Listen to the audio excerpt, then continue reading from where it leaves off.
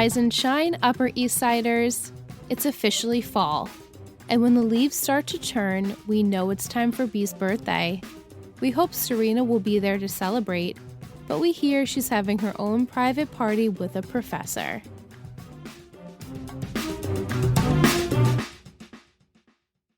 Hi, welcome back to another episode of Three Gossip Girls, a Gossip Girl podcast. You know the spiel. I'm Liz. I'm Michelle. Tonight we watched Season 4, Episode 7, War at the Roses. Original air date November 1st, 2010. Written by Jessica Queller and directed by Joe Lazarov. This summary is very short, and it's not even half of what happened in this episode. This is just what we get off from IMDb. Blair is caught off guard, and not in a good way, by a surprise guest at her birthday party. Having had enough of Chuck and Blair's games, Serena and Nate decide to plan an intervention. That is it. Guys, not a good summary. So much more to come in this episode. So many things to talk about. Was the surprise guest herself having fun? Ooh, but it was Robin. Well, yeah, but really it was. And why was Taylor's name in the credits? Yeah, I guess because they referenced Jenny. You know? I was really disappointed. Oh, I'm sorry. It's okay. Yeah, Michelle's like, oh my God, Taylor Momsen's in this episode. I was like, I know. You were like, you gave a face of like, probably. It's okay. Yeah, I feel like they have been crediting her since the beginning of the season. Oh, I actually haven't noticed. And we haven't noticed it. Got it. Maybe they haven't, and I'm just making that up. But, when they reference Jenny, they have to kind of give her I mean, she's in the series, credit. right? Yeah. All right, so my glass full of gossip tonight. Michelle, end quote, said, "This is my favorite glass full of gossip." What? What's my favorite mocktail? Mocktail version. This is so good. Yay! I love tart. Oh, me too. We love tart. We love a good sour moment. Yeah. So good. I titled it 20 Tiaras, as Dorota said in her speech, because that's what she thinks Blair deserves, which is, I love it. Yeah, so me sweet too. Like sugar. But it's a spin on an alcoholic drink called a white tie and tiara. In that is a very complicated array of ingredients: rose water, citrus vodka, lychee, lime, and grapefruit juice. So I decided to do a mocktail. I did use grapefruit soda. I used rose flavored lemonade, the one that I previously had mentioned in the Fleur episode, the Touch of Eva. Yeah. Right? And a Pellegrino lime and mint flavor. And then I think that was it, right? And you had a lemon juice. And lemon juice. So it's super tart and very delicious. Just like, pucker up, baby. I'm I here. love it. Yeah. Which I really wanted to like have that rose quality in there because the title is War at the Roses, and also in a white tea and tiara, rose water is one of the biggest ingredients. So I was like running around Uncle Giuseppe's like, where's this rose? And I'm going down every aisle. The people on the cameras probably are like, who the hell is wrong with this happening here at girl? Uncle Juice I Pies? have like all these like random drinks like under my arm, and I'm like running around Uncle Giuseppe's trying to find rose water or rose something. And I was like, rose tea, it's too complicated. We want something cold, refreshing. So that's what I came up with. So good, Liz. Yeah. Thank you. And not to Cyrus Rose, because he was mentioned, but we did not see him in this episode. And not Aaron Rose. And not Aaron Rose, because he's never mentioned. Never. All right, let's refresh the memory on my 3 gossip words for last week. 20 for Bee's birthday, treaty for Chuck and Blair, an anniversary for Lily and Rufus, their 1-year wedding anniversary. Yeah, which I feel like I said, and I said wedding anniversary, and then I quickly took that back, and you made this face of like, she's so off. Well, I can't give it all away. No, you can't. But you got Blair's birthday. I did confirm that last week. And the treaty. I mean, yeah, makes sense for the Chuck and Blair situation, which I mean, yeah, this is ridiculous. I mean, is there any other word to describe Chair? No, there isn't. They're just over the top. Over the top is Chair. Mm-hmm. The episode begins, as we said, it's Blair's birthday. She's finishing up invitations to her birthday party because she's turning 20. And Eleanor has come home for Bee's birthday, and they're going to celebrate with a party a bit early because she and Cyrus have plans on her actual birthday. I feel like we've done this before. We have. She's definitely done this every time it's Blair's birthday. Oh, Cyrus and I have plans. Mm-hmm. Great mother. Mm-hmm. But to make it up to her, they're going to throw a bash with the hottest guest list at the Waldorfs. Over to Serena and Colin, who are having their what seems to be daily conversation without sex. But sex on the mind. But like sex constantly on the mind. It's 6 more weeks of this strictly platonic relationship. Coffee. Just coffee. Okay, so the close-ups, why weren't they like the mouth? It was like him touching his tie, her touching her hair, him touching his tie, her twirling her hair a little bit lower. And then you see like his teeth. And in the chat, I was like, imagine he had a little something in his teeth. That would have been embarrassing. Spinach from lunch? I just like kept zooming in on his teeth. I was like, I'm gonna find something in there. Was it the mouth? Oh, I thought it was just like his tie. I was writing notes. It was his like mouth and tie. So maybe she's like picturing she was picturing him undressing. Yeah, like taking it off, wrapping that tie around her hands. Whatever. Welcome to the erotica here. And Colin says, oh, we can do this. Just 6 more weeks. We can get through it. 6 more weeks of winter. The groundhog has seen his shadow. That's right. After that, Nate and Serena meet up. They decide they don't trust Cher to be civil and agree with their verbal contracts as they had last week. So they decide that they're going to have them actually sign a document, a peace treaty, if you will, with stipulations for both parties of you can have this strip club and this party and this restaurant. I mean, this is just an everyday occurrence, right? Where you have a peace treaty between you and your ex. So here's the thing. I think if we were to take this act and put it in any other teen drama of ours, it would be comical and fun because it wouldn't be as legit and legal but this is like with attorneys. But this is so ridiculous, but also I don't even think twice about it because of course this would happen. Of course. And of course Serena and Nate would be there. And so they explain if either of them break this treaty, they're going to be excommunicated from the friend circle. I'm sorry. What? Friend circle? It's the 4 of you. So that means Nate and Serena are either going to hang out with Blair because Blair didn't break the treaty, or they're going to hang out with Chuck because Chuck hasn't broken the treaty. And you know Padge isn't in the circle. No, he's not in there. No one else. And they hate Vanessa. It's so just what are we talking about? Yeah, so I just thought that was absolutely ridiculous, but I mean, this is Gossip Girl. So they begin their negotiations, which seems to take hours. Blair dismisses Nate and Serena, saying she has to discuss something with Chuck alone, which we don't see. But then they leave so awkwardly, like they're in this like another mid-century like weird play where she won't shake his hand and he's like, guess we never have to see each other ever again. She's like, it would be too soon. Like, just the way pleasure doing business with you. Speaking, yeah, exactly, a business transaction. And they both get in their respective cars, but obviously they're like longing, just one looks while the other is facing the other way and vice versa. So after Serena was dismissed, Juliet has her on a tracker and she purposely bumps into her on the street. And she's questioning this new book she got and is that a gift for someone? Prying, of course. And Serena's like, yeah, it's for my professor and I have a crush on him. And like, it's Colin Forrester. Like, she's about to tell her everything. Let me just air all of the laundry that shouldn't be aired to you. And Juliet like barely has to push her. She's like, oh, is it for someone special? Professor!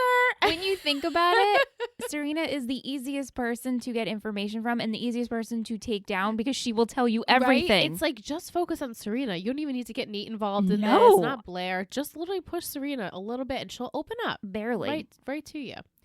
So she admits that she has this crush on her professor and the waiting around part is the best part of it all. And Juliet's like, yeah, but like maybe he's getting it from somewhere else because men are men and, you know, he has his needs.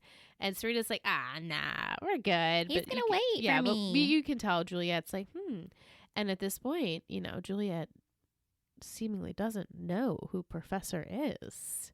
Which is a really good twist. I really up like until this time, what we saw last week, you're like, oh, they're all working and they're all in cahoots. Yeah, so we presume part of the plan, but we don't know. So Juliet manipulates Serena, obviously, as we said, to tell her about the professor. And so Juliet then texts Ben that Serena is into a professor, which we see, and she's smiling. She's like, oh, my plan is in motion. So Serena heads to Collins because she's like, oh, yeah, sidebar. That's it. No, I have to raise my hand. Yeah. Okay. Just fill me in for a sec. And maybe I missed it. Okay. Ben and Juliet had a plan to take down Serena and get her expelled from Columbia. Yeah, still the plan. It's still the plan. What was their plan now that they didn't know a professor was involved? This just made it so much easier. Right. Oh, now it's so much. Now it's like, I mean, they don't have to do anything. Cake in her hands. Exactly. Like, I wonder what was the next step. Right. I mean, we don't know what they were planning for the time being. I mean, we know now her and Nate broke up, so it's not like she can really use him for that. So she was on to the next to try maybe getting into Blair. They don't really tell you what's going to happen there. Just checking him. Yeah. So Serena does head to Collins to surprise him, and she sees him heading into his apartment with a lady friend, and Serena knocks on the door anyway. I would have been mortified. I wouldn't have left, right? I would have been like, okay, it's good. It's time for me to turn around. But she goes and she rings the bell, and he lets her up, and this woman ends up being his housekeeper. And he thinks it's so cute that Serena is jealous. And she's like, I don't know how long I can wait. I can't wait. Like, oh my God, this is so hard. And she's like, it's just too hard. So we should literally just keep this strictly platonic. And also, I'm not going to come for after office hours. You'll just see me in class. You'll just see me in class. I'll be one of your other students. And that's how we have to do it, because we obviously have an issue trying to keep our hands off of each other. And he goes, okay, well, tonight's going to be an exception because, of course, he gets invited to Blair's birthday party because he's going with the dean. I'm sorry. What? Like, all of Columbia staff, upper associates and employees got invited to Blair's birthday. Blair decides to invite the dean, invite whoever else you want, and like the higher ups at Columbia. And of course, Colin, just the guest speaker, is invited to this birthday. And so Serena now calls Juliet for advice because Blair is not really accepting of this relationship. She feels Juliet understands it a little bit more, and Juliet offers to be the buffer between her and Professor at the party so they don't end up fooling around or getting themselves into some sort of trouble. And Serena is more than happy to help Juliet come with her to this party. And so Juliet is her +1, and she's going to explain to Blair that that's that, and it's okay that Juliet comes even though Blair hates her. Hates her, but we don't really know why she hates her. No, Blair just has a funny feeling. And which we should trust that. Her gut is usually right. So then Serena goes up to Nate at Columbia and brings up Juliet. And, since they literally just broke it off, she's like, yeah, Juliet, I was going to ask you about that. I'm going to bring her as my +1 to the party. And so Nate is like, wait, how about I come as your +1 instead of Juliet because guy buffers are better? Okay, the logic there. Serena's like, oh my God, you're so right. Well, I actually do agree with that. And to me, it makes more sense for Nate and Serena to go as friends to their mutual friend's birthday party than bring Juliet, Nate's ex. And who Blair doesn't like. Right. So, and also Serena does mention, well, I don't want to make Colin jealous. Well, she doesn't say Colin at this point, but she doesn't want to make him jealous, but she needs someone there so she doesn't get into any funny business. So she calls Juliet and cancels, and then Juliet immediately has to text Colin asking to be his +1 because she needs to get into this party now, knowing that the dean's going to be there. Like, what do you think when Colin picked up Juliet and was like, why do you want to go to this so bad? What do you think she told him? I just want to be with the elite. I just want to talk to someone. Or maybe like, I need to speak with someone important or something like that. It's my education. Yeah. Before we get to the party, we have to sum up the Humphreys a little bit. It's Lily and Rufus's 1-year anniversary as well as Blair's birthday. And Rufus is sad because Jenny says she has too much schoolwork to come home to celebrate with them. Due to her Blair situation, as we know, which I feel like, why are we still worried about the Blair situation? There is no Blair situation. Like, again, what leverage does she have on you now? I also don't understand if Rufy and Lily wanted their daughter to come home. Blair has no fucking say in that. No, and I'm like, what's the worst that could happen if Jenny does come home? If Jenny is in their penthouse with them, enjoying a dinner with her family, nothing will happen. Right. Nothing will happen. And I'm trying to like go down the line of all these like possible potential secrets that Jenny would have. Like everything she has been aired out on Gossip Girl. Like there's nothing Blair or anyone else could post about her unless it's a lie that would like blow up Jenny's spot, make her embarrassed, make her lose an opportunity. Like it just doesn't make sense to me that we're still doing this Jenny's not coming home right thing. And Jenny maybe is just like, I don't want to deal with this. They're so annoying. And Dan and Eric notice how upset Rufus is, so they decide they're going to take it upon themselves to bring Jenny back. And so Eric suggests that they ask Chuck for help, being that he's the one that kind of got her back here. And he loves Lily, so he would do anything for Lily.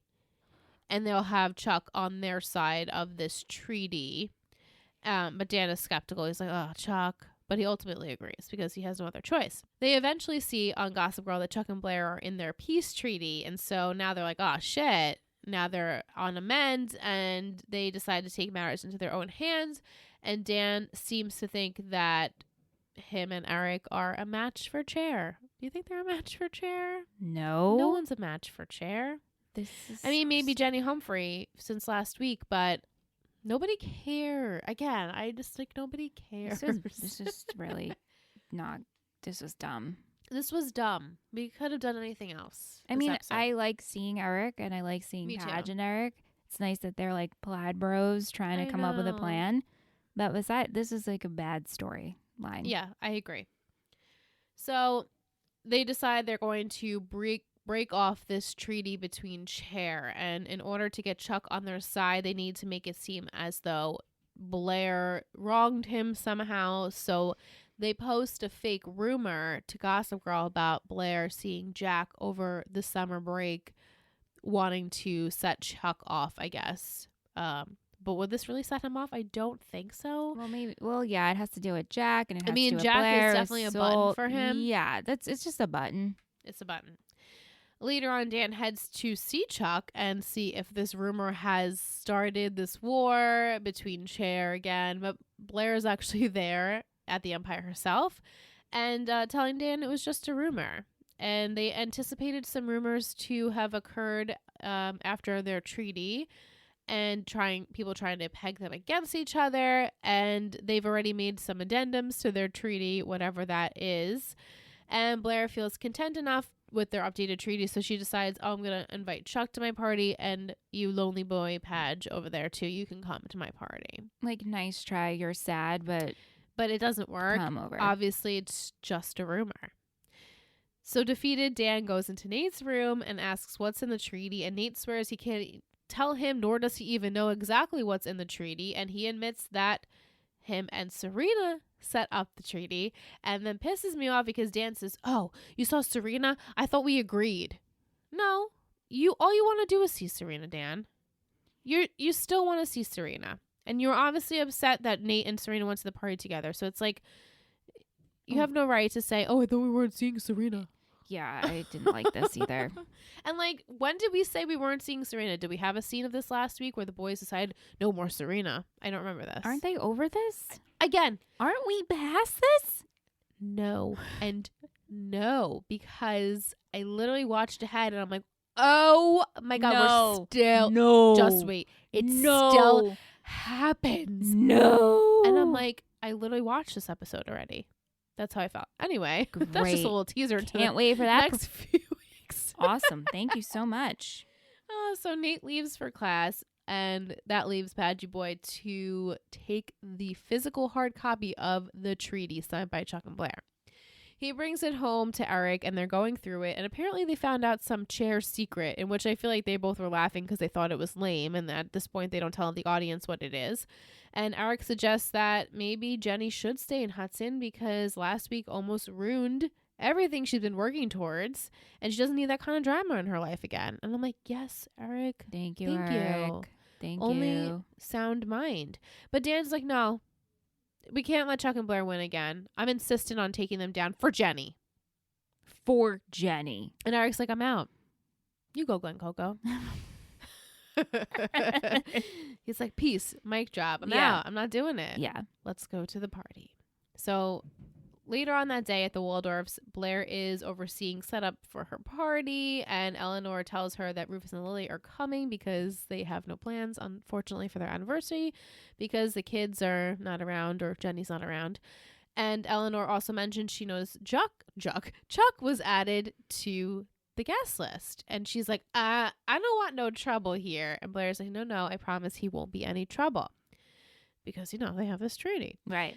Blair is shouting out orders to her hired staff, and she's being extremely nasty to everyone and anything she sees. And so Dorota tells her since she's not fighting with Chuck, she's lashing out on others. Because that's healthy. Sure. So healthy.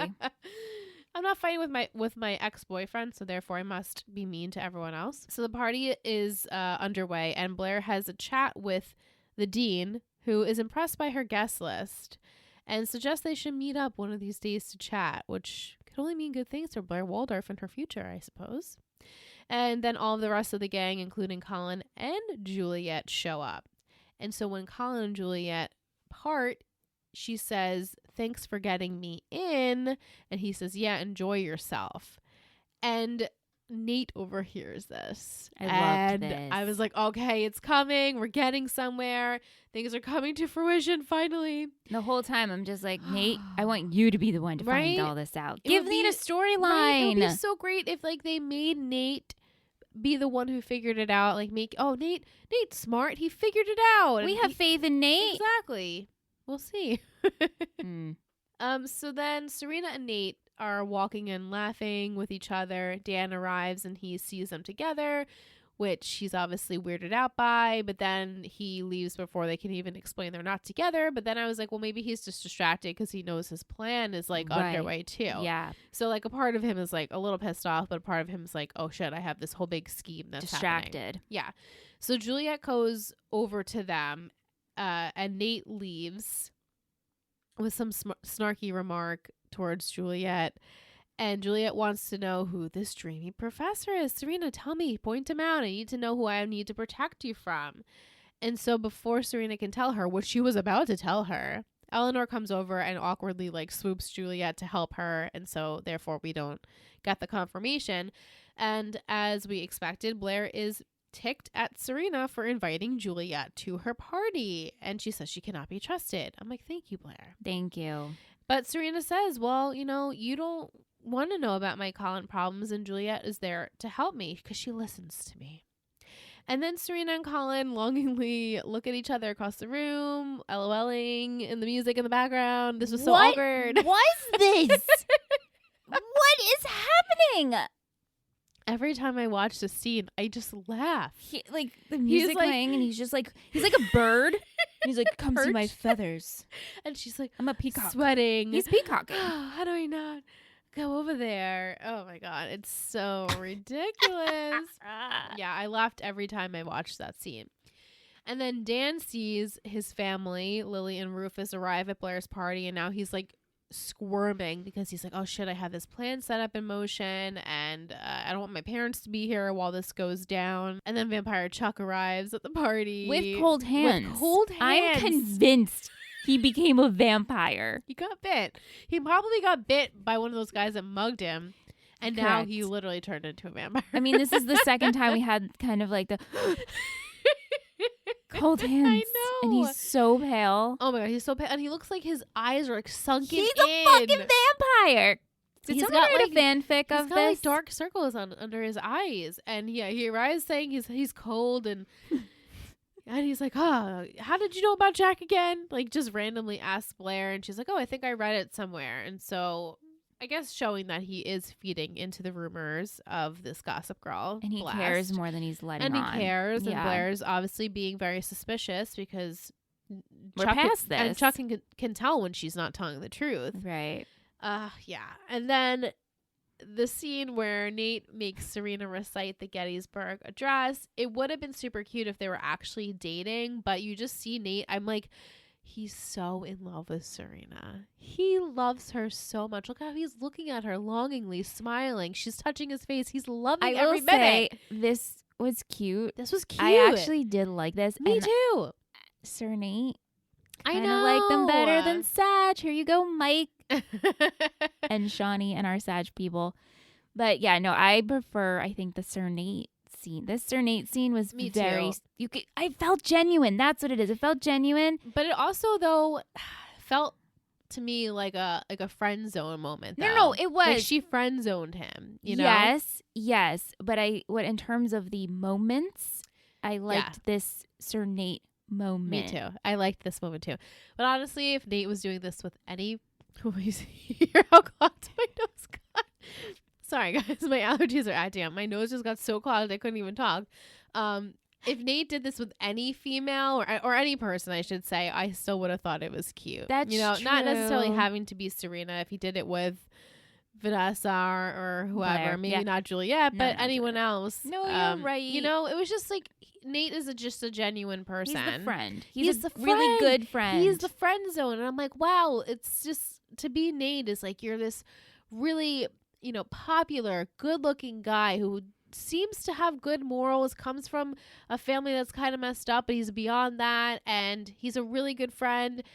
And he's like, the athletic type, and like he has this whole package, right? Like any person would be like, yes, Nate Archibald, I'm into that. Sometimes a little dense, but you know, it's Nate. And then there's Serena, and Nate's like, that is queen, you know, like I can't, he just falls apart with her. I mean, but who wouldn't? Who wouldn't? We talk about this every single week. I know, like we're a broken record, but I really felt like Chase Crawford was like in love with Serena. You know, like he was acting this so well. Yeah. I just felt badly for Nate, but also really liked the scene. Yes. So this is his attempt to not have her stare at Colin from across the room, but it also made me a little uncomfortable because it's like she's not trying to stare at Colin, but Nate's like trying to get in the way of her like awkward relationship, and it's like you guys used to date, like you saw each other's like private parts. But not my private. You saw my privates, but now I'm trying to distract you. Listen, everybody in this friend group saw each other's privates. They've all seen the private parts. They all should just have this big orgy. They should. Because brother husbands and sister wives. Oh my God. We then have a great scene, one of the greatest scenes of the episode, where Nate heads up to Colin and he's like, "Are you Ben?" and Ben and Colin's like, "No, excuse me." And he's like, "Well, Juliet left me for a guy named Ben. I saw you come in with her. I just assumed you were Ben." And he walks away. And as soon as Nate walks away, you see Colin get so pissed and I'm like, off. Yes, here we go. We're finding out some things. And then at that moment, he gives one of the waiters to give Serena a note, "Meet me upstairs." So Blair decides she's going to pull Nate into the kitchen. At the same time, Colin drags Juliet into the kitchen, another great scene, to confront her about seeing Ben. Like, what? This is juice. This is so good. So good. Here for it. Yes, this is so good. And she's like, "Please don't talk about this here because I don't want anyone to know we know each other, that we came together. I don't want anyone to see us, but Nate and Blair do." This is so good. So Blair thinks Juliet is dating Colin, and she tells Nate that's who Serena's into. And then Nate's like, "Wait, what?"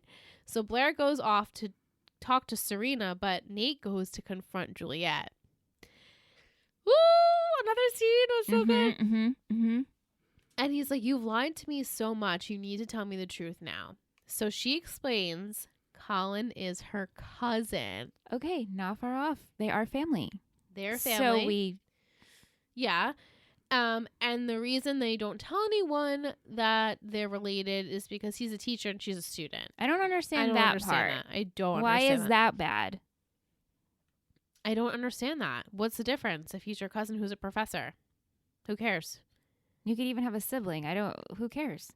What's the problem? Right. So that just didn't make sense to me. But then Nate goes, yeah, and he's dating Serena. And at that moment, Juliet seems genuinely shocked. She's like, wait, what? That's the professor. That's the professor. She's putting the pieces together. In the other room, Dorota is making the sweetest speech about Blair and wishes her a happy birthday. And as soon as she's done, a woman named Rita, along with pop star Robin, no big deal, love her, come and they decide they are there to roast Blair. Okay, Rita doesn't know her from a hole in the wall. Like, why is Rita there to make a speech and then to roast? I don't understand this. Yeah, I don't either. So they play a video of drunk Blair singing karaoke to Stand By Your Man, which I'm like, this is so cute. It's like everyone's has these moments, you know? There are way worse things that could have been shown. Exactly. And everyone was anticipating this like huge thing to be shown when it was really just Blair singing karaoke and like Chuck taking her off the stage because she's really drunk, and Blair is so incredibly embarrassed by this, and she ends up like running into a waiter who knocks over Rachel Zoe. Poor Rachel Zoe. Who then Rachel Zoe gets up and she mistakenly pours chocolate fondue all over her body, which was super funny. And she's like, I die. I die. That's the best line of the entire episode. I mean, I die. Literally, that's like my mantra. Like, chocolate fondue in my head, I die. I die. Just loved it so much. Best part of the entire episode. So Blair then goes up to Rita and she's like, what the hell happened? And Rita's like, I'm sorry. He said that it was a roast. So now Blair thinks it was Chuck because Chuck's the only other person that would know about this video, even though we all know it was Padge. So Blair goes over to Chuck and tries to confront him about this, but he denies it, of course. He's like, it wasn't me. She goes off on him and saying this must be revenge for me knowing where Jack was this summer, and I only did that because I was looking for you. I, was pretending not to care about you, but I was worried where you were, and ends up calling him pure evil and a sociopath. And this majorly offends Chuck. Like, he is pissed. Well, he's not guilty in this sense. He's not guilty of it. And she keeps, like, hammering this in, like, you must be lying. I don't believe you. You're a terrible person. He's like, what the? And Nate is standing right next to him. Yeah. And he's like, but the treaty. Like, I didn't do this. The treaty. And as Blair is going off on him, Dan literally steps in and admits to doing this whole thing. And he explains that he did it in his honor of his sister. And then Nate's like, no, you didn't, dude. This is all you. You're a vendetta. Get over it. You stole the treaty from me. Like, you backstabbing asshole. And then Dan blows up more, saying, like, Cher is awful and they're petty and that they should deserve what they're getting. And Rufus overhears this and he's like, what happened to my son? You're one of them. You're one of them. And Rufus is so disappointed and leaves. And you can tell Dan hates disappointing his father, and he stops speaking and he's pissed. I'm just glad that Rufus and Lily got their goodie bag when they left. Oh my God, the shoe cookie? Yeah. So cute. But in the chat, people were going off saying, well, wasn't the whole point for Chuck and Blair to have the fight, from Dan and Eric? Like, they were supposed to set up Chuck and Blair to have a fight so that Chuck would get Jenny back home, but yet Padge just owned up to doing the whole thing. Well, I think Padge saw it going in a way that wasn't really going the right way. Right. And so that's why he stepped up. He just took control of the situation, admitted to it, and he ultimately hurt everyone. So quickly upstairs, Serena and Colin meet. In her bedroom with Robin singing in the background. They can't wait any longer, but Serena says she doesn't want to do it there in her bedroom. So they decide they're going to leave and they're going to go to Colin's place. Okay. Sure. Outside, Juliet calls Ben to tell him that Serena is interested in Colin. And I was like shocked. I was shocked to hear that she didn't know this. Me too. I was actually really surprised. And I was like, okay, Gossip Girl Raiders, I see you. Yeah. And she admits if Colin finds out what she's up to, that's going to be the end of her, because Colin pays for her school and her rent and whatever else she needs. And Ben doesn't care. He's like, we needed something to take Serena down. Let's just use Ben. I'm like, as this conversation's happening, like, Colin. Oh my God, we're gonna get some more information here. And Juliet, I'm waiting. She almost says, well, Serena was the one that and then Ben's like, I don't care. Just use what Colin. What does Ben have on Juliet? Has to have something. You're in jail. Who gives a shit? Leave him in there. Something. Yeah. So he's like, we still need to go forward with this plan. Do whatever you can. We need our family to move on. Whatever this means. It's so confusing. Back at the Vanderwoodsons, Blair admits to her mom that when she is around Chuck, she isn't the power. Right? Yes. Okay. Yes. Okay. I was like, I know William Rufus has seen. Yeah. Waldorfs. And Eleanor is so sweet, and she's telling Blair that, you know, in order to be a powerful woman, sometimes you do have to give in to those temptation or to be weak. And Blair's saying how it's so hard, and Chuck is her weakness. Which I'm like, there's a part of me that's like, you shouldn't feel weak around your significant other or ex or whoever. Like, you should be like strong, and they be strong. Right. I feel that you if you feel weak around a significant other and then you overcome and become strong, you leave that person and move on to someone who empowers you. Not someone who kind of makes you still feel weak.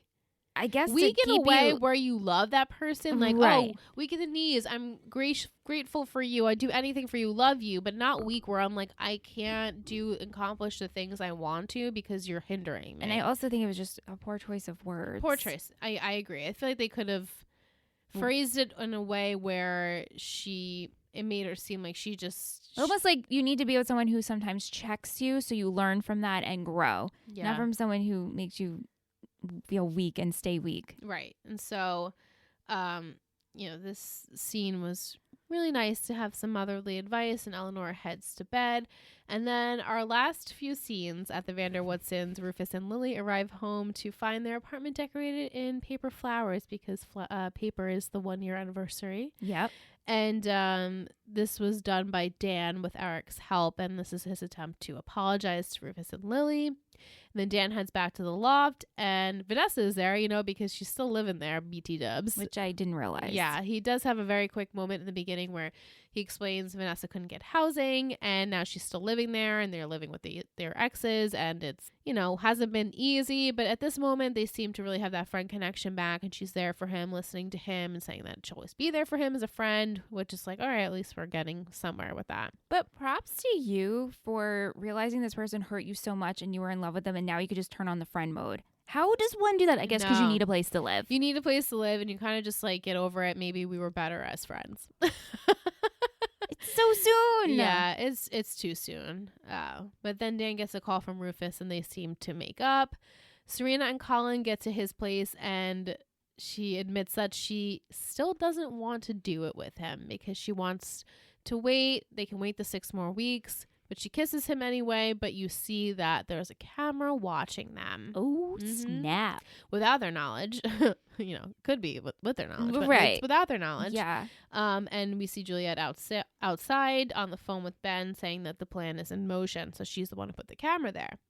And at the Waldorfs, Blair notices an angry Chuck still lurking, left over from the party. And he's so mad still about what she said about him earlier. He tells her that the treaty's off. And they both tell each other they hate each other, and then says he says that we were never friends and we never will be, and he rips up the treaty.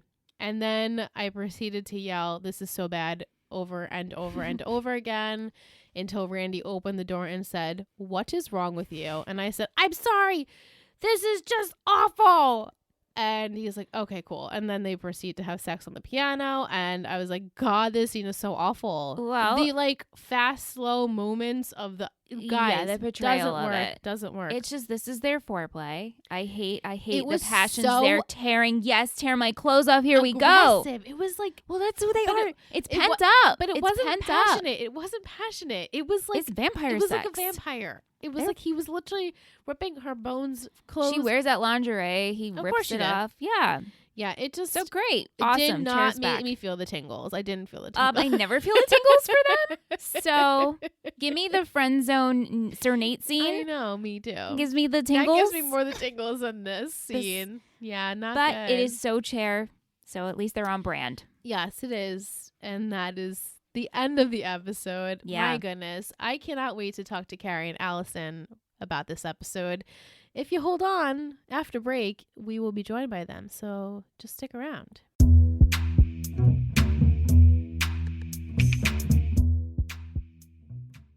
This is Hold Up, the podcast where we watch our favorite rom-coms and decide whether they hold up. Have you ever wondered if your favorite rom-com is a feminist masterpiece, misogynistic garbage, or maybe, probably something in between? Join us every other Monday to see if your favorite rom-com makes the cut. Hold Up is available on Apple Podcasts, Spotify, Stitcher, or wherever you get your podcasts.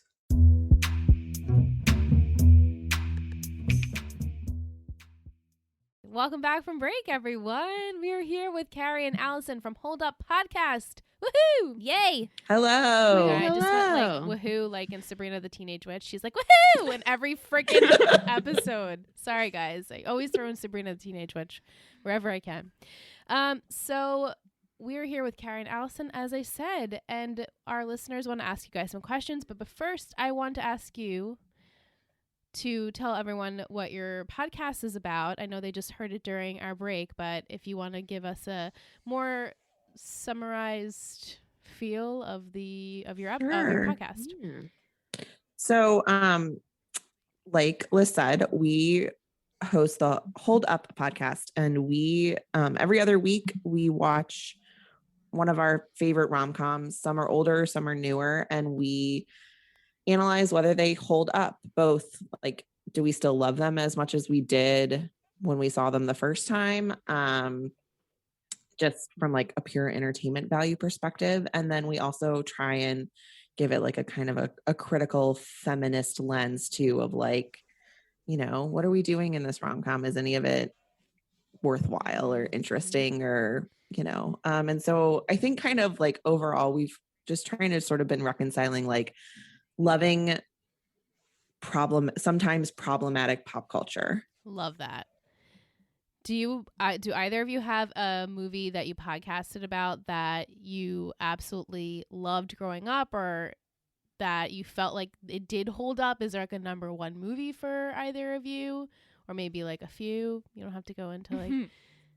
We actually just did an episode where because I made a very controversial to Carrie statement that I thought definitely maybe was one of my top 10 rom-coms. I like and that she movie. Thank you. It's great. And Carrie was like, top 10? And I was like, next week we are writing out our top 10s. Ooh. And my top 2 were When Harry Met Sally and While You Were Sleeping. And Carrie's top 2 were While You Were Sleeping and then When Harry Met Sally. Oh my God, that's so funny. Oh my gosh. Both great movies. Yeah. Really good. But definitely maybe did make it into my top 10. I think it's a great movie. It holds up. I think it does. It does hold up. Yeah. Oh, well, that's so much fun. I love that podcast. Yeah. And we're going to be guests on it. I'm so excited. Yes. Yeah, you guys are going to join us to talk about Runaway Bride, which is one of my faves. So I'm super excited to watch it and chat about it. I've actually never seen it. I didn't know. I love when someone's never seen something. How did you get past life with not seeing it? I don't know. Remember, I kept telling you, is it my best friend's wedding? And I was like, no, it's not. This is completing our Julia Roberts like rom-com trifecta. We did Pretty Woman, then we just did My Best Friend's Wedding, and now we're gonna do Runaway Bride. Oh, that's awesome. Yeah. So I'm super excited because I know like the gist of it, but I was like, wait, I don't think I've actually sat down and watched the entire movie. So I'm glad to do that with you all. Oh, I'm excited. Even more excited now. Yes. Yeah, I am too. That's so fun. I love talking about like one I know really well with someone who's never seen it before. Awesome. Yeah. I'm glad I could help you guys. Okay. So Allison, you have seen the entirety of Gossip Girl, correct?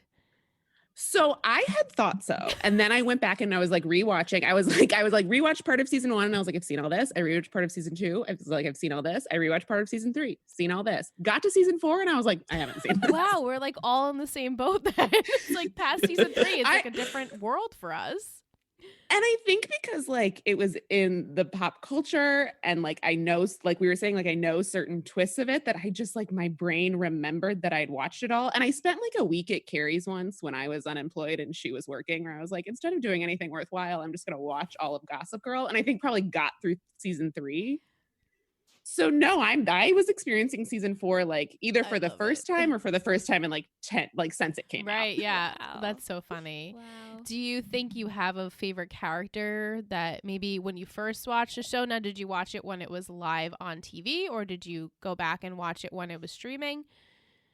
I watched like a little bits in and out when it was live on TV. And then the time I like truly sat through and watched at least the first 3 seasons beginning to end was that like 2 weeks I spent at Carrie's just doing absolutely nothing else and watching Gossip Girl.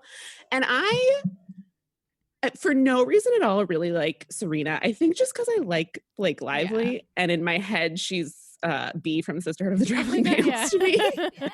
Another great movie. Love that movie. Another great movie. And I also I think Blair is a terrible person, but I really I think Leighton Meester is a very good actor, and I think she plays her well, and I think she's entertaining. So I like her as a character. I feel about Blair the way I do about a lot of the Real Housewives, and that I like you as a fixture on my TV screen, and I don't ever want to meet you in real life. Oh yeah, no, I would never want to. That's a perfect really way to describe her.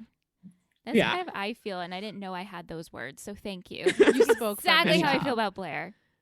Yeah, and Carrie, I know we talked off mic that you did actually know a lot about Gossip Girl, but you never watched the entirety of the show either. No, I kind of floated in and out. I had friends that were watching it in college as it was airing. So I'd see an episode here and there and kind of stay abreast of what was happening. But I've never sat down and watched it from beginning to end. I do think now that I have started season 4, I'm going to keep watching. Yeah. I mean, you're more than halfway done. That's how I feel. Yeah. We might as well just, you can just continue. Because season 6, I say this all the time, is literally 10 episodes. So you're basically, that's nothing. It's not even half a season. So you're pretty much. Actors were checked out. You can be checked out too. And I feel like it's good, folding laundry TV and, it's entertaining, but I don't have to pay super close attention. It's so ridiculous that you don't need to really focus on those silly details that they're going into each week, especially the Chuck and Blair things, this treaty. I mean, what did you guys think overall of this episode? Because Michelle and I were pretty fired up as we were last week again. I meant to ask Carrie, and I'm glad I forgot until we were on mic, because Carrie is a lawyer. Would that be legally binding? Are you allowed to use your 20-year-old friends? Because at one point Dan was like, it's a legal document, and Nate was like, of course, and I was like, I don't know my ass from my asshole, but I don't think it is legally binding. I mean, they're over 18, so they could certainly enter into a contract with each other. So in that way, it's legally binding. After you're 18, you can sign whatever contract you want. Yikes. But the part about Serena and Nate representing them, I mean, that's just part of the ridiculousness of this show. Oh, I love that. She has some inside knowledge on the treaties of Gossip Girl and how they definitely wouldn't hold up in the real world. No. Oh my goodness. They're just absolutely so ridiculous. But Carrie, do you have a favorite character from what you have watched?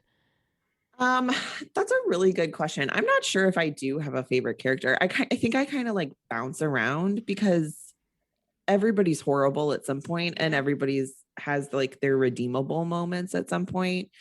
And kind of like Allison was saying, I try to approach the show okay, who's most entertaining, even if they're actually a horrible person and this person would never exist in real life, or at least if they do, I don't want to know them. But I enjoy Serena a lot. I know that's sort of the fallback choice, but I like Blake Lively. I think that I also just always kind of love what she's wearing, even if it's a total 2000s throwback. So I like watching her. She's very fun to watch on screen. Yeah. We find Serena to be a tad frustrating. Oh, for sure. We'll never learn anything. We'll never learn the lesson she's supposed to learn. This whole professor storyline, I was like, what is happening? It's the same storyline that happened with Tripp and the congressman. It's the same thing. They can or cannot be together, and Serena's like, but we're gonna do it anyway. It's but no. She uses her ex-boyfriend to you know what? Who I love? I love Nate. Poor sweet dumb Nate. Love Nate. Just a sweet dummy who's like, yeah, I'll do whatever you want. Okay. He's the friend group's golden retriever. He really is. He's just there. Yes, that's a very the comfort. He's comfort. So true. You need to pet me loyal. a little bit. Yeah, he's super loyal. He's like, you can do whatever you want to me, pretty blonde woman. Yeah, exactly. Oh my goodness. He was definitely a trooper in this episode. Yes. But Serena, okay. So out of all of our guests so far, we've had a few Blairs, and you both are the first Serenas. So I like to hear the mix. Yeah, of me too. I do like I mean, Blair is like, that character is she's iconic. banana pants. Yeah. But I think that Leighton Meester's portrayal of her is really fun to watch. Yeah, I'm sure she had a lot of fun portraying her on set and just saying these absolutely ridiculous lines. And just I always say they both, her and Chuck, speak like they're from like a different century.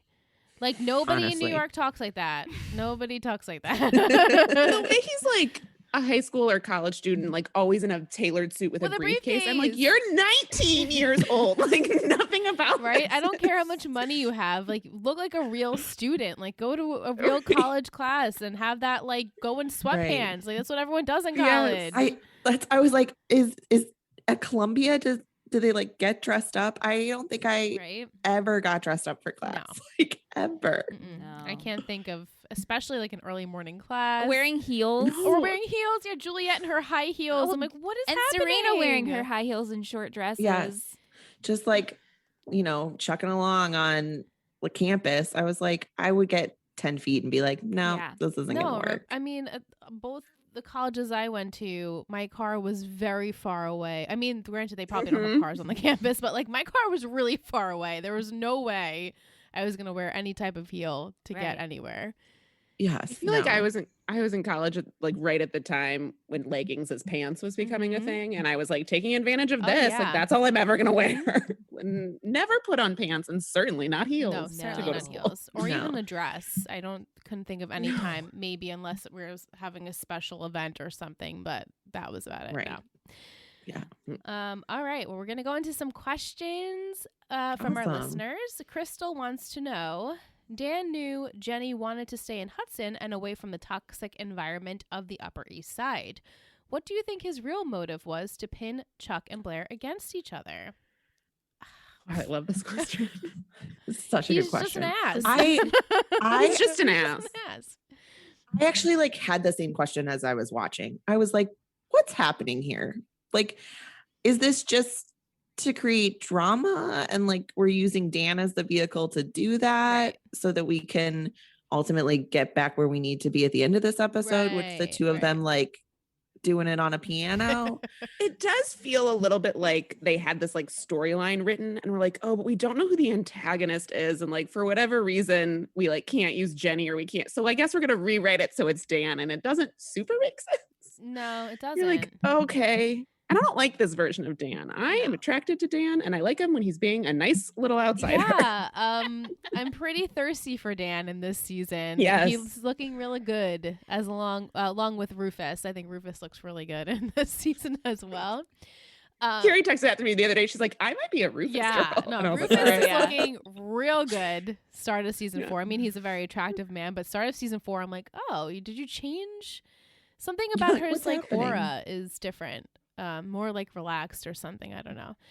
But yeah, I felt like, why are we doing this? And then in the chat, we have a Discord chat that we talk with our patrons on. Everyone was like, wait, isn't it the plan that Chuck's supposed to get Jenny back, and now Chuck and Blair are mad at each other, so wasn't that the plan? But then Dan just all of a sudden is like, I did it. Well, don't you think Padge likes to get he gets caught up in the world of the Upper East Side, and it's like, oh, I want to be a part of something. I feel like he got caught up in getting revenge. Yeah, and so basically it was revenge on Blair. Even though Michelle and I were talking, like that video was super cute. I wouldn't care if anyone saw that of me. Yes, is that the worst I did? I had to like rewind and rewatch it because I was like, wait, is this the thing? This is the revenge? Yeah. It's also like, what did I miss? It's the worst secret those two have on each other. Like, these are fully bad people who have done, like, Chuck has sexually assaulted the same girl twice. And the worst thing is like, I have a video of you doing karaoke. Right? And we're all just like, that's the worst thing he's got on her. Yeah. Like, you guys have to have darker shit on each other. And I think Eric and Dan both kind of like made fun of them. Like, this is the biggest thing they have in this treaty of like, they won't ever reveal that Blair had this video. Yeah, that didn't line up. That's it? It did not make sense. I feel like maybe there's other things there in this has treaty. to be. There has to Yeah. be. I mean, I guess if you're Blair and like your whole life is wrapped up in like running like the socialite scene of the Upper East Side, like maybe this paints you in a way you don't want. Yeah. But for me watching it, I was like, I probably have 14 of those videos like floating Friday around. night, you know. Right. It just I texted my friend the other day who loves karaoke, and I was like, the first thing we're doing when we're allowed is I found like a tweet that was like, the first thing I'm doing is doing all of Queen's Live Aid show on karaoke. And I sent it to him and he was like, 100, like, this is what I'm looking forward to doing when this is over. And she's embarrassed by right. I know. the difference between me and Blair. And then the fact that like it was at a Robin show. I'm like, I feel like it could have been at any other event. It was just very random and strange. Really feels like they were like, we can get Robin this week. Right. And like, yeah, we're gonna here's how we're gonna do so it. we gotta figure out this plot around Robin. Yeah. I didn't make any sense, but glad that we're not alone. Yeah. Audrey Ann Marie wants to know, Michelle and Carrie, I guess, since she sort of doesn't know what happens. What do you think of the treaty? Is this now when Chuck and Blair are in for the long haul, or are they broken up? Michelle's reaction is fantastic. Carrie, what do you think? You can go first. I would be how much we have enough like a whole other season and then 10 episodes and then like a shortened season 6. So I would be really surprised if this is it. Like we're now end game with the two of them. I feel like we have like they have a lot more damage they can do to each other. And I would honestly be disappointed because I kind of want to see growth that play out. Like growth, people. Right. So I don't know. I don't really know what to expect, but I would be shocked if like now they live happily ever after. That just doesn't feel like that's where we're headed. You agree, Michelle? Yeah, there's no way. We have way too much to go through. And it's Chuck and Blair like all of a sudden now. Maybe they'll be good for 2 episodes or something, but drama will hit. I'm also not convinced that the blonde girl, the French girl, who you guys call Fleur, which I didn't realize why you were calling her that until I started watching. And I was like, oh, because she's Fleur Delacour. The second I saw her, I was like, it's Mrs. Bill Weasley. So I'm not convinced like she doesn't show back up at some point. That's my prediction is like she'll pop back in at some point and create chaos. Thoroughly enjoyed Chuck and Eva together. I did too. Yeah. It was the most likable Chuck. It was the most likable Chuck. And that's because he was Henry Prince, as Blair said. Like, you weren't even Chuck Bass. And he's like, that's cool. I was trying to be someone else. Yeah. Which is like, maybe you should try that since that, you know, your past hasn't really been working out for you too well. Yeah. Maybe Blair should try that. Let Blair take on a new persona. Imagine. Like this whole other weird, like nice Blair. They're just vampires. They're both vampires. This is turning her. There needs to be a vampire spinoff fanfic. And this scene was him turning her. And next episode, she's going to it's going to be on the table like Bella. And her eyes are going to be like, I'm into this. This is a good show that like you could sell that. Oh my God, you could sell that. I would love a Blair on the table Gossip and Girl her Diaries. eyes opening. Yes. Next of Vampire Diaries. Oh, I love it. We Gossip always Girl end Diaries. up putting Twilight in this podcast for some reason. reason. It's so fitting though. Look what's happening. They're giving it to us. Have you guys? He does have like a very like Edward energy. He does. It's very like dark I think and that's brooding. Because Robert Pattinson is also British, and like they just have this like just darkness about them. Not that Brits have darkness, but you know, like the way they're portraying these characters. He also, I don't know if you guys are Buffy fans, but he reminds me kind of like of a Spike. Yeah. Like he's got that like love to hate him, hate to love him kind of thing going on. Totally. Yeah, definitely. Audrey-Ann also wants to know, why does Ben want Serena expelled so badly? This is killing me, man. I want to know so bad. I don't know. What did she possibly do? And what does Ben have on Juliet to have this control over his sister? And why is it specifically getting her expelled from Columbia? Like, what? You could take her down some other way, no? Yeah, it's a very specific kind of revenge he wants. That like does Serena even like super care about Columbia? Right, right. I feel like she'd be like, all right, I'm expelled. This sucks, but I'm rich. I'll just go to another school. It's fine. Right. Yeah. My mom will get me in. Yeah. I don't know. Yeah, I feel like she's just most worried about disappointing Lily. Right. Which, like, fair. I guess, like, it's universal to be worried about disappointing your parents. But I feel like her mom would be mad at her for, like, half an episode, and then they'd get over it. They'd be fine. Right. Yeah. I mean, she seems Yeah, you're right, Elle. It is like a very specific revenge that you're like. Yeah, it just doesn't make sense. And why this? Yeah. And again, Ben is in jail. What is the hold over Juliet? Right. He's very manipulative from his jail cell. She seems to be quite afraid of him. And he gets a lot of phone calls to talk to her. He gets a lot of phone calls. He has a hidden cell phone. He has a hidden cell phone. Yeah, like because he like texted her at one point, and I was like, "How's that happening?" Yeah. Well, I've watched Orange is the New Black, so here's what they do. They put it like in the toilet tank of the bathroom. No, I have no idea. No, but that's probably it. In a brick or something. Yeah, it has to be hidden. Yeah, especially with this show, they had to figure out some way to get them in contact with each other. So hidden cell phone it is. We figured it. Yeah, because you do start to see sort of like fraying of the edges of Juliet's loyalty, and so it's kind of like, why is she like sticking around and sticking to this plan? And I have this prediction that I made, I think it was last week, that I think she's trying to become a good character. Yeah, you did predict that. She's trying to turn, especially since I think she had real feelings for Nate. Yeah. And now she has to take down her cousin, which is like super difficult. Oh my God. Her cousin who financially supports her. Like, that's crazy to me that she's just like, she's gonna play with that, play with fire, and he literally pays for everything. Which goes back to the question of like, what does your brother in prison have against you that you're gonna be like, this man is paying for my life at my college, but I'm going with you, brother in prison? Like, what do you have on her? And also, were you always going to Columbia? Were you going to Columbia to take down Serena? Yeah. Right. So many questions. That's a good question. So many questions. I am enjoying this, though. I know me too. Some of our patrons said that they feel like this plot goes on for longer than it should, but I'm enjoying it, though. I feel like this is a good mystery of this season.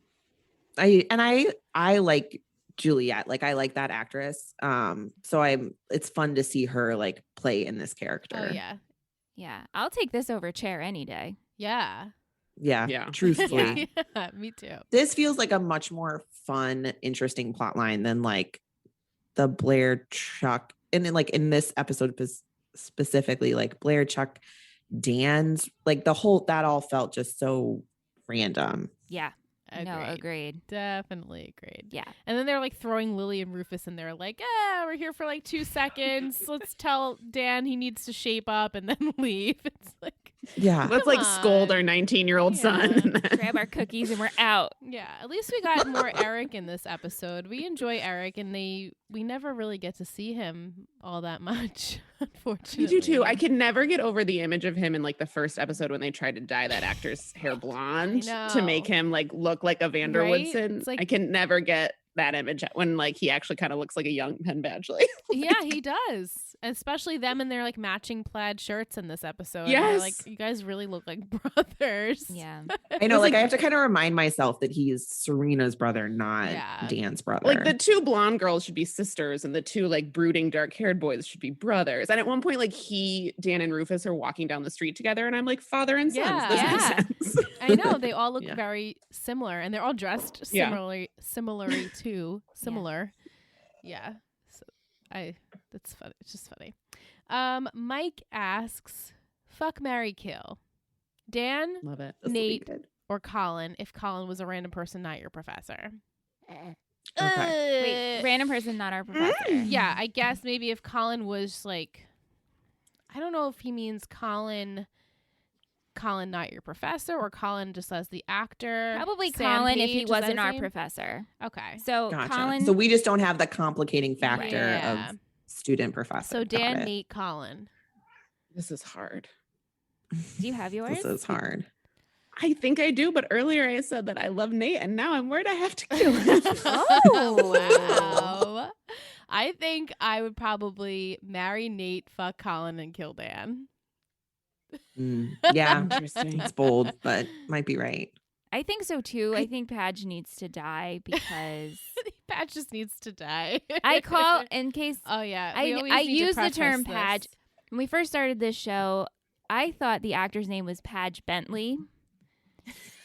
and I couldn't get it right. And so I would say Padge, and they're like, "Who are you talking about?" I'm like, "Padge Bentley," and they're like, "It's Penn Badgley." I still does not. Now she makes me second guess myself when I say the actor's name. I'm like, Padge. So we call him Padge.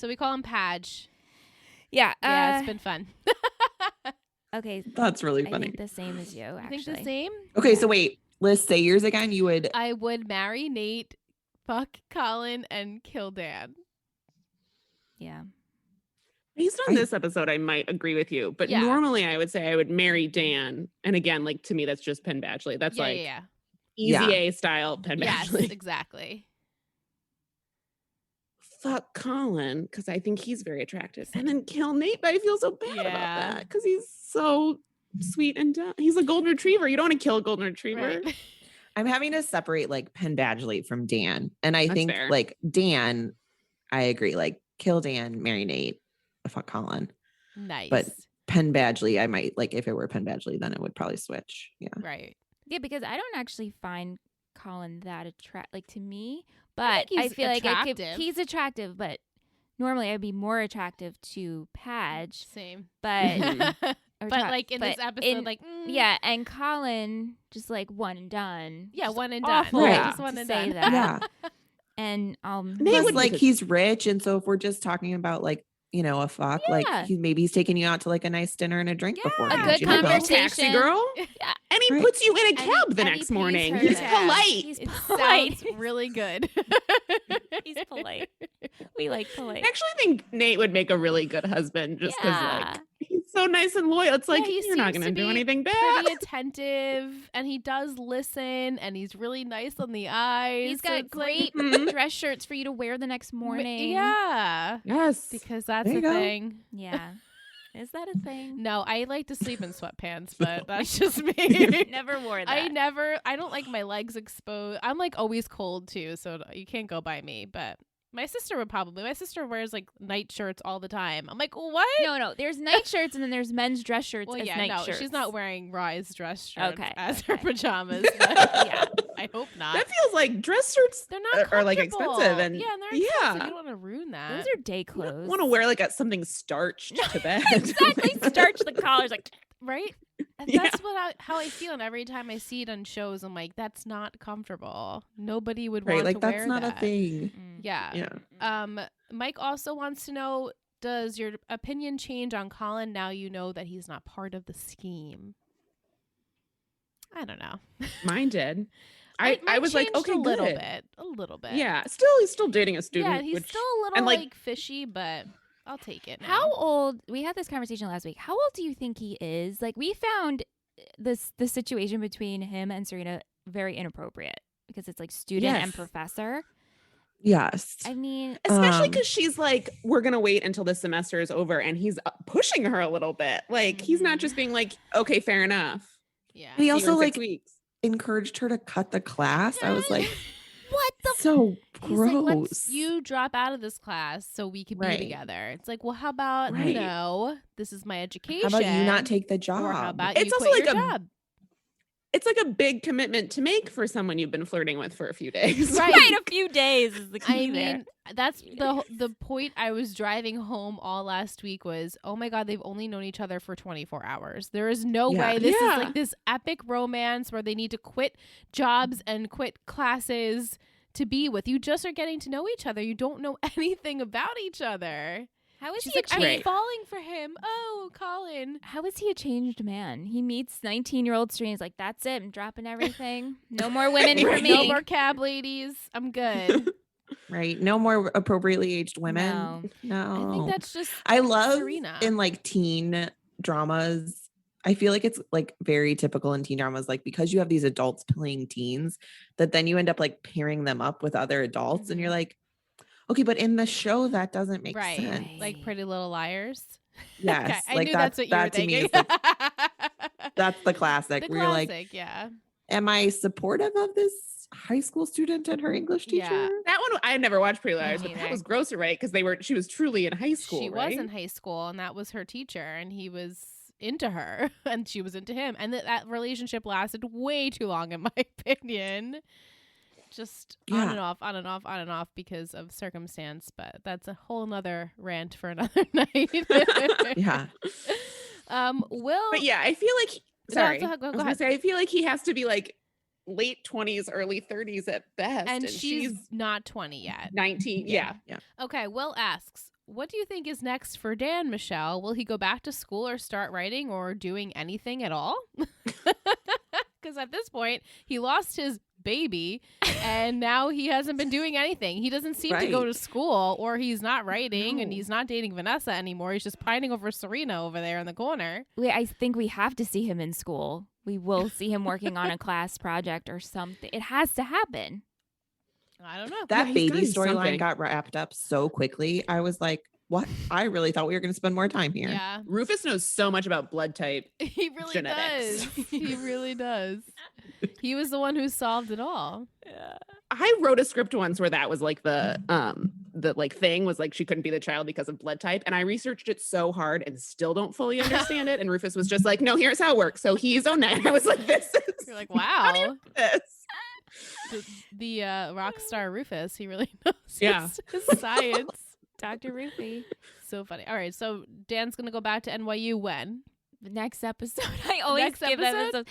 No, because we're in the fall. We need to see him back in school. We have not seen him in school. So what about Vanessa? Is she going back to school? Yes, she's also going back to school. They need to work on some kind of script or writing or projects. Right? Yeah. Well, we shall see. It's too soon to tell. Yes. Vic wants to know, Carrie and Allison, how do you both feel about Vanessa and Jenny? So Vic is also a new watcher to the show, and she's heard from many people that their opinions on Vanessa and Jenny are very low. I really like Vanessa. I think she's interesting. I think she's fun. I don't like that they put her and Dan together. I like two heterosexual people of the opposite gender being able to be friends without there being sexual tension. Did you like her and Nate together? I did like her and Nate together. Tessa. Woo! I really like her and Nate together. That's what I want to be endgame. And I like she's interesting and she's fun and she's a good counterpoint to Serena and Blair and their craziness. I feel differently about Jenny. I don't like Jenny. I think it's because I think the character is fine and the actress kind of annoys me, which is probably how I should not be judging her. But I just can't she just is whiny to me. Mm-hmm.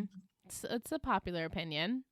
I like Vanessa. I don't remember a whole lot about Vanessa other than what I've seen since I started watching season 4.